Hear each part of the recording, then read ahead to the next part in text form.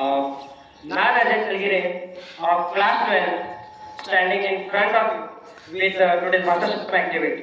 Sir, तर सर्वप्रथम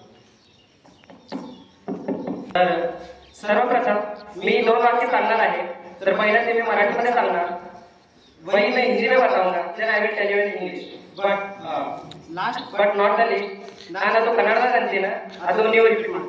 म्हणजे मी तुम्हाला कन्नडमध्ये सांगणार इंग्लिश नंतर, जे की तुम्हाला रिपीट करायचं. ओके. तर पहिलं वाक्य आहे, वाक्य नाही प्रश्न आहे की कोण पण अनोळखी माणसं भेटलं तर आपण त्याला कसं विचारणार, तुमचं नाव काय आहे. मराठीमध्ये कसं विचारणार, तुमचं नाव काय आहे. वही हिंदी में कैसे पूछूंगा मैं, आपका नाम क्या है. In English I will ask what is your name.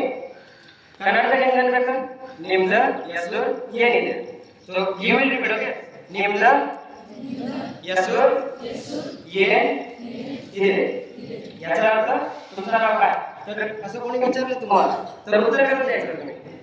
ನಂದು ಹೆಸರು ಅಜಯ್ आप. ओके. तर तुमचं तुम्ही नाव घ्यायचं. ओके.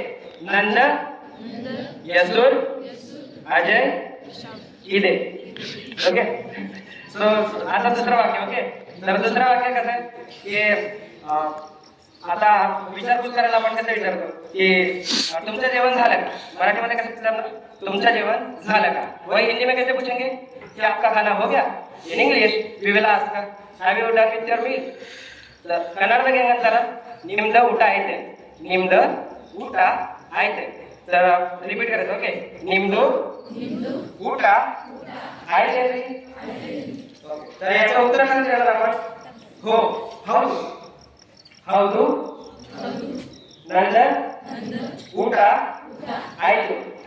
जर झालं नसेल तर कसं बोलणार, ಇಲ್ಲ ನಂದು ಊಟ ಆಗಿಲ್ಲ. ओके. तर हे वाक्य ठीक आहे, तुम्ही बरोबर बोलले. आता याच्यानंतर आता काउंटिंग घेऊया. ओके. तर मराठीमध्ये कसं 1 2 3 4 5 6 7 8 9 10. हिंदी में कैसे बोलेंगे, 1 2 3 4 5 6 7 8 9 10.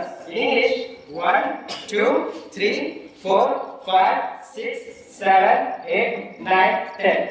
आता मी कन्नडमध्ये सांगणार, जे की तुम्हाला रिपीट करायचं. ओके.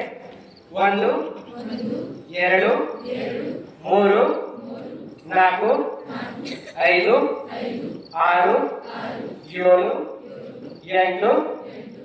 9 10. मस्त केलं तुम्ही सगळं. तर पहिली गोष्ट मला मी कन्नड बोलतोय, हिंदी बोलतोय, इंग्लिश बोलतोय, मराठी बोलतोय. तर मी तुम्हाला सांगितलं माझी मातृभाषा म्हणजेच कन्नड. माझी मातृभाषा कन्नड आहे. त्यानंतर मला मी हिंदी सीखा, बाहर जाके बोलूंगा तो सबसे हिंदी में बात करता. English I learn in school. Okay. आणि जे मराठी आहे तर ते तुम्हाला असं होईल की मला 5वी पर्यंत मराठी यायची नाही, मला फक्त एवढं यायचं, हो नाही काका झालं एवढंच यायचं. मी मला नवोदयने जे काय दिलं त्यापैकी एक आहे ते म्हणजे मराठी. तर मी नवोदयमध्ये शिकलो हे मराठी आणि म्हणून मी तुमच्याशी कनेक्ट करू शकतो. एवढं सगळं म्हणजे मराठीमुळेच. तर हे जे भाषा संगम कार्यक्रम हे आयोजित केलं आहे त्याचं मूळ उद्देश हेच आहे की भाई आपण सगळे एकमेकांना जे डिफरंट लँग्वेजेस आहेत त्यांना आपण एक मान द्यावा, रिस्पेक्ट द्यावा. धन्यवाद.